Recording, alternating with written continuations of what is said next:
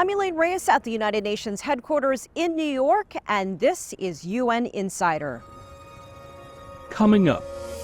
In just 1 week, nearly 400 Palestinians have reportedly been killed in Gaza and almost 1,500 injured. A dire humanitarian crisis growing worse. UN officials sound alarms about the increase in violence and lack of aid in Gaza. This is not a problem of the ministers of environment.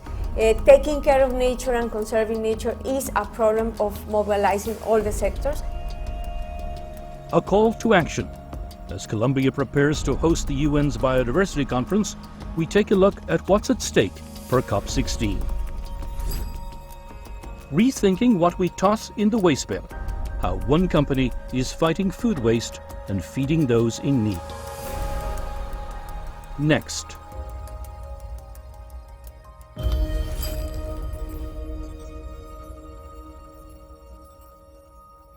Desperate calls for an end to fighting in the Middle East top the agenda here at UN headquarters. There is increasing concern that escalating tensions could spark an all-out war in the region. The death toll in Lebanon continues to climb as the situation becomes more dramatic, and we see continued Israeli airstrikes and people on the move seeking shelter and safety. Over 2,000 people, over 2,200 rather, have now been killed by Israeli airstrikes, and we have over 10,000 people who have been injured as a result of the conflict. The UN's Human Rights Office is calling for an independent investigation following an Israeli airstrike on an apartment building in northern Lebanon. At least 22 people were killed. The UN is also voicing concern over strikes that injured peacekeepers. Conflict between Israel and Hezbollah has escalated dramatically in the last month, with Israeli forces launching devastating air and ground attacks and Hezbollah firing rockets into Israel. The fighting has forced more than 1 million people in Lebanon to flee their homes. Israeli airstrikes and Israeli evacuation orders continue to increase the areas impacted. So now that we have over 25% of the country under a direct Israeli military evacuation order. Humanitarian workers are stressing the need for more aid in Gaza. After a year of fighting there, conditions are increasingly dire.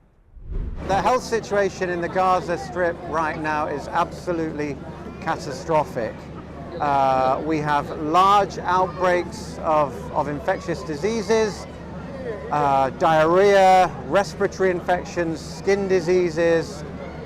We are struggling at hospitals and at health clinics to bring the supplies in that we need to treat the sick, to treat the injured. Over half of Gaza's hospitals are closed now.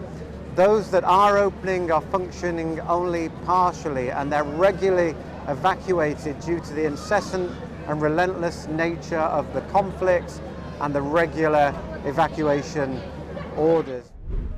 In the last week, Israeli airstrikes have killed 400 people in Gaza and injured more than 1,000.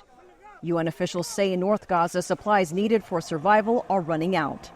The humanitarian crisis sparked an emergency Security Council meeting Wednesday. Jody Jacobs has the details. The situation in northern Gaza was the focus of Wednesday's Emergency Security Council meeting as humanitarians raised the alarm bells about the impact on civilians. The United Nations says Gaza food supply is at breaking point, with aid entering the Strip at its lowest levels in months. There is now barely any food left to distribute, and most bakeries will be forced to shut down again in the next several days without additional fuel. Given the abject conditions and intolerable suffering in northern Gaza, the fact that humanitarian access is nearly non-existent is unquestionable. But Israel's ambassador to the United Nations emphatically denies there's any lack of aid going into the Gaza Strip. He says over 1 million tons of aid have been delivered, with more than 50,000 trucks, including over 700,000 tons of food. The problem is Hamas, which hijacks the aid, stealing, storing, and selling it to feed their terror machine, while civilians suffer. Despite all these challenges, Israel continues to uphold international law, going above and beyond our obligations.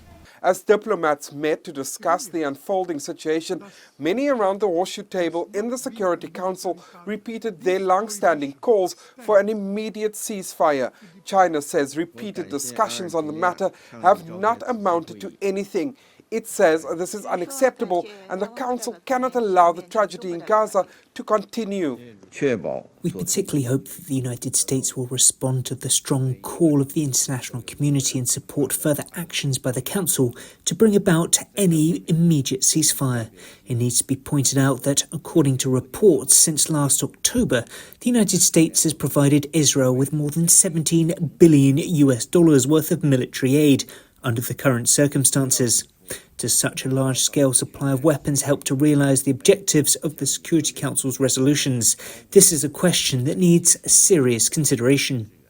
Help us. Riyad Mansour, the permanent observer for Palestine, once again pleaded with the Council to act. He says silence and inaction are no longer an option. There's been no tangible action from the Security Council in recent months other than condemnation. Several Council resolutions, which are legally binding, have for most part gone ignored, leaving the Council in limbo, unable to bring an end to the fighting. Jody Jacobs, CGTN, New York.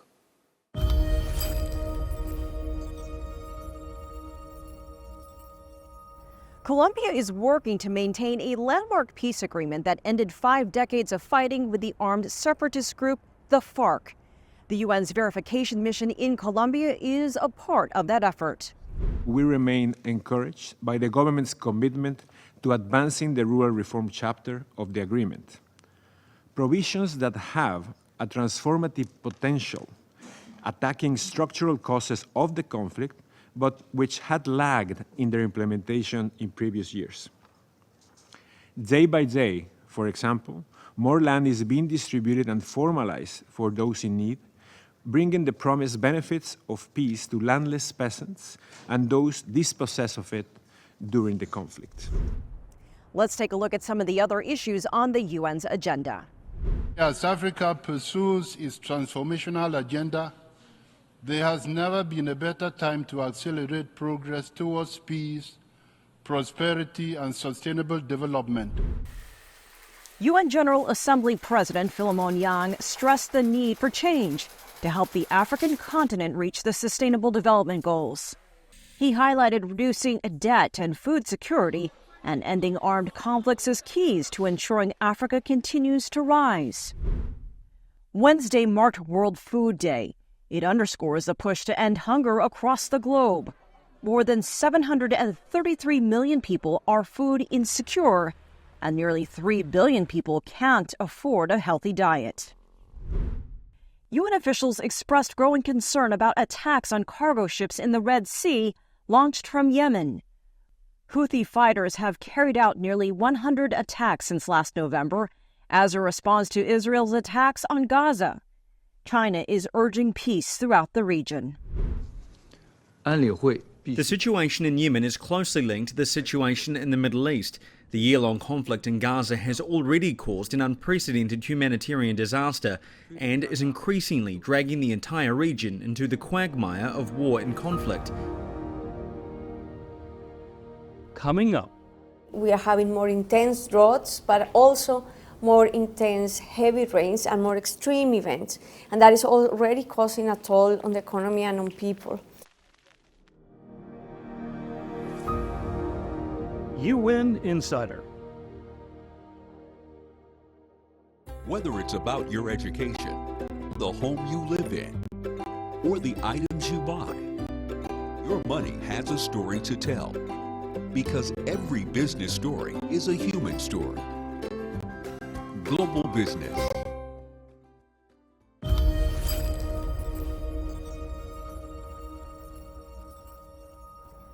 Colombia is one of the most biodiverse places on Earth. Next week, the country will host an important event to take action to preserve and protect habitats, ecosystems, and endangered species around the world. Michelle Begay shows us what's at stake for the COP16 Biodiversity Conference. Snow-capped Andes Mountains. Mangroves along the Atlantic and Pacific coasts. Semi-arid deserts and vast wetlands. You can see it all here in Colombia. From the high-altitude Andean ecosystem, the páramos, to the dense vegetation of the Amazon rainforest. These vastly contrasting landscapes combine to make Colombia the second most biodiverse country in the world. According to the World Wildlife Fund, Colombia has more bird, amphibian, butterfly, and frog species than anywhere else on our planet. Tiene el primer lugar en anfibios. It has the first spot on the number of amphibians, fourth in mammals, and second in birds. All those numbers in the variety of animals concentrated in this small area.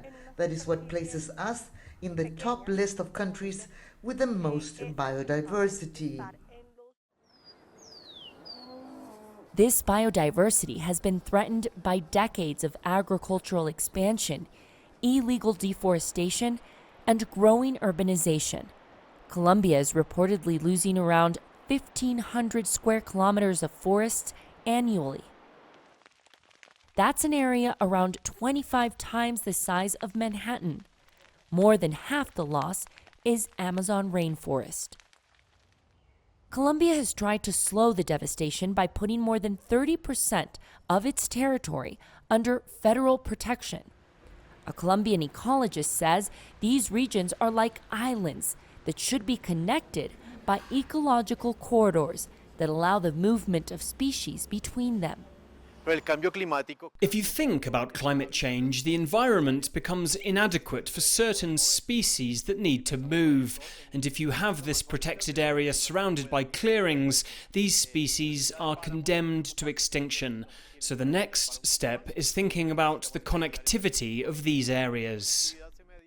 These and many other issues surrounding biodiversity conservation and climate action is what we can expect at this year's United Nations Biodiversity Conference, hosted this year in Cali, Colombia. The national government is rolling out the red carpet to receive an estimated 12,000 people, including citizens, experts, and government officials from around the world. As the summit's logo, Colombia has chosen a rare native flower, the inítida, that can only be found in Colombia. It is resilient, capable of surviving both floods and droughts, a living symbol of hope as the world grapples with the effects of climate change, pollution, and loss of biodiversity. Michelle Begay, CGTN, Bogotá. Susana Mohammed is Colombia's environment minister. I sat down with her to discuss some of the country's biggest environmental challenges. Minister Mohammed, thank you so much for joining us. Sure, thank you for the invitation. What are the biggest environmental problems Colombia faces today? Well, there's multiple environmental problems. Colombia is a complex country with many geographies. So one of the critical issues will be deforestation. The country still has 51% coverage in natural forest, but that forest is what produces our water. And we have many threats that are actually increasing deforestation, and we're losing forest at a very important rate, putting in risk our water, especially with climate. And that will be a second issue. It's one of the top countries where the impacts of climate change will be felt mostly, especially we are having more intense droughts, but also more intense heavy rains and more extreme events. And that is already causing a toll on the economy and on people.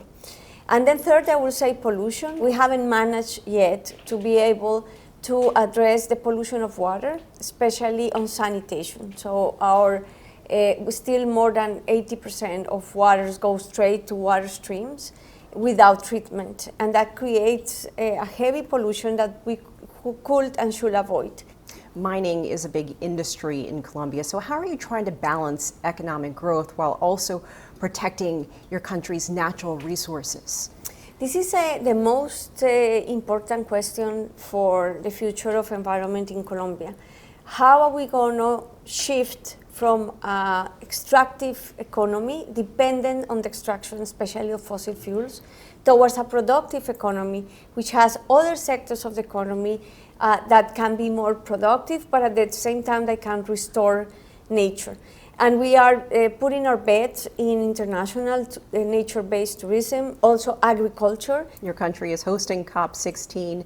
Talk to us about the biodiversity. What actions you hope to accomplish during this event? It is an important moment, especially hosting the meeting in a mega biodiverse country. That has to mean something, and it also has to mean something that we are hosting it in Latin America, which is one of the most biodiverse regions. We would like to have as a result that there is a mechanism for sharing benefits of the use of digital sequences of genetic resources. This means the genetic codes of organisms that are put in public databases and are used by industry, but there's no benefits coming back to the countries that are holding the biodiversity. Second, we'd like to get approved the work program for indigenous peoples and local communities. And we see that in Colombia, almost a third of the land is under indigenous people's hand. We have to protect their lands and their cultures because that's part of the key of protecting biodiversity. And there's also the financial discussion, which is a critical financial discussion. We would like to see an intergovernmental process starting that can create in the future a mechanism where all sources of finance can be included by having developed countries fulfilling their commitments, but going beyond that to be able to have a process that really gets the scale of finance that this transition needs, and especially taking care of nature needs. You mentioned the indigenous communities, the local communities. Will they actually have a role, a say during COP16? The high-level segment of discussion, we will be including indigenous peoples and other stakeholders because we really believe in that principle of the Kunming-Montreal Agreement, that this is a process that requires the involvement and mobilization of a whole government and whole of society. This is not a problem of the ministers of environment. Taking care of nature and conserving nature is a problem of mobilizing all the sectors, and indigenous peoples are critical in this regard, so they will have a strong voice in COP16. Tell us a little bit more about the Escazú Agreement and how it will make environmental decision-making more transparent and why this agreement is so important. It is important because it puts highlight, especially in a region that has very high violence against environmental defenders, and it is a commitment of the governments in Latin America that have signed it to actually uphold international standards on access of information for environmental defendants. So citizens have the right to know what, for example, industries are putting on the environment and how that affects their health. Citizens have the right to understand what are the decisions that could affect the environment and affect communities. And the government has the responsibility to provide that information. But it also has the responsibility that if there is a community or there's people or citizens opposing certain type of development, even if it's done by the government, we have to protect their lives and we have to protect their right for saying and being part of the decision. So as the international community comes to Colombia for COP16, knowing the different complications, what do you want to showcase? What do you want to highlight? What do you want them to see? We want them to see what it means to be in one of the most biodiverse countries in the world. But actually, by hosting COP16, we are very interested also in responding that question for ourselves, for the Colombian people. What it means for an average Colombian to live in one of the most biodiverse countries in the world. And that answer is not clear yet. That's why for us internally, the Biodiversity COP has mobilized all the sectors in putting that question at the center. Otherwise, biodiversity will be destroyed and we will be losing part of that. We also want to highlight what we are calling peace with nature. And that has two understandings in Colombia.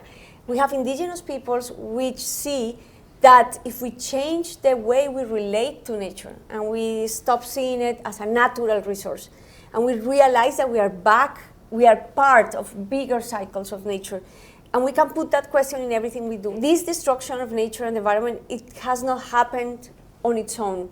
And it is a model, an economic model that creates these consequences. How can we change that? So that's why we call, what we want to highlight is the People's COP.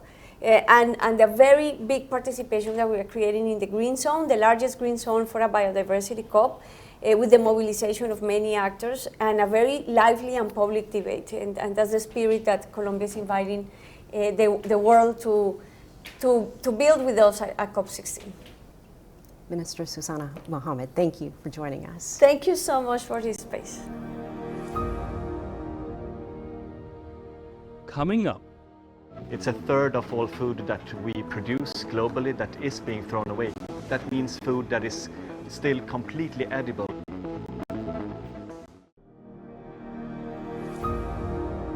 UN Insider.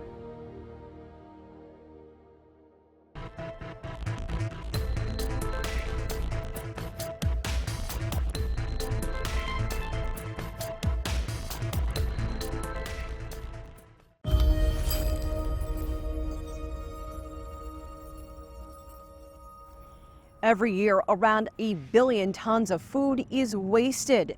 That's enough to make one meal every day for everyone impacted by hunger. Food loss and waste cost the global economy an estimated $1 trillion a year, with 60% of food waste happening at the household level. Wasted food is a major threat to the planet and biodiversity. It contributes to habitat loss, soil degradation, and pollution of fresh water. Cutting food waste in half by 2030 is one of the UN's top priorities. It can help achieve other goals, including improving food security and nutrition. In Stockholm, a catering company is taking a bite out of food waste by serving up delicious meals in their so-called garbage kitchen. Up to 10% of the world's entire CO2 emissions comes from food waste. It's a third of all food that we produce globally that is being thrown away. That means food that is still completely edible. As you can see, the things that we also rescue, very nice things that are being thrown. Every Monday, Wednesday, and Friday, the sopköket truck makes the rounds, visiting Stockholm supermarkets, carting off perfectly good food that the law would otherwise require to be tossed in the bin. It wasn't difficult to convince them actually to collaborate with us. They all want to minimize their own food waste. Things that we rescue from the supermarkets every week is actually for free. And at the same time, they reduce their garbage cost, because they would otherwise have paid the company to come and pick it up, which is kind of expensive for them. Lundin says after collecting the food, they sort the good from the spoiled. They usually rescue about 90% of their haul. So then the next step is taking those things, the 90%, up to the kitchen. And then the staff in the kitchen is cutting, chopping, peeling, and maybe parboiling or drying, freezing it, so that we build our food bank in the freezer. The next step after that is that we go again, the kitchen staff, to the freezer room where we have the food bank of frozen ingredients. With their freezer stock, says Lundin, they can get creative in making delicious meals. Then we take out what we want to make big cook-off for maybe 100 liters of. It could be a stew, but it could also be anything from a smoothie to a pie. Anything that we can make in a big portion of 100 liters per cooking occasion. And then we vacuum pack it and freeze again in big portions for our own operations of catering, and in small portions for our future frozen meal products sold to the supermarket circularly back. We really need to have our operations in the kitchen efficient. So the same staff is cooking big batches, and then we freeze it, and then we can distribute it in a lot of different revenue streams, which also gives our company a resilience if we have a crisis like the corona crisis in the future again, where a whole branch would collapse like the catering events. We had almost none during the corona crisis. Then we have other revenue streams to stand on and can ensure that we can continue to minimize food waste in the future. Soap Choquette says its business is scalable and exportable. A waste-saving model that makes money, creates jobs, and that could reduce food waste globally.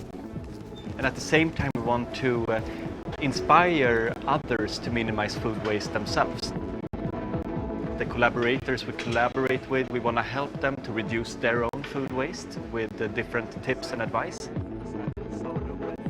And we also want to inspire through me holding lectures at schools, gymnasiums, high schools, universities, to inspire youth in how to minimize food waste at home.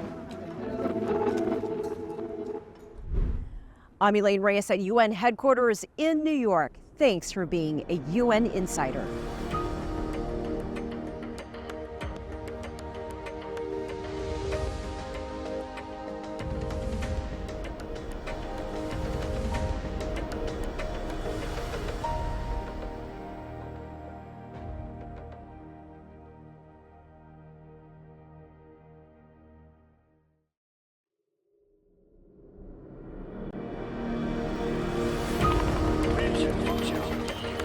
I'm Elaine Reyes at the United Nations headquarters in New York, and this is a special edition of UN Insider.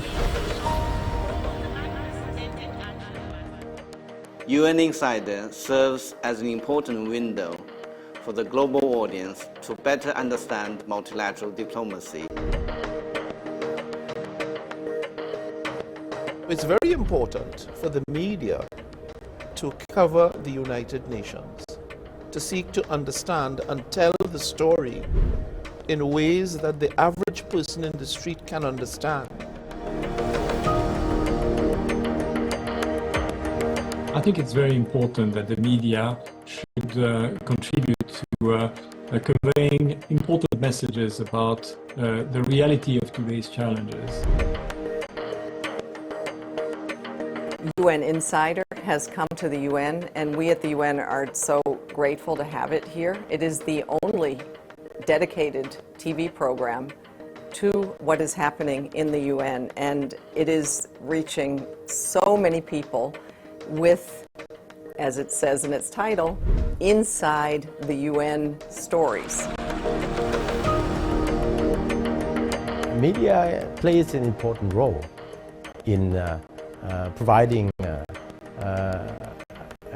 objective information across the world.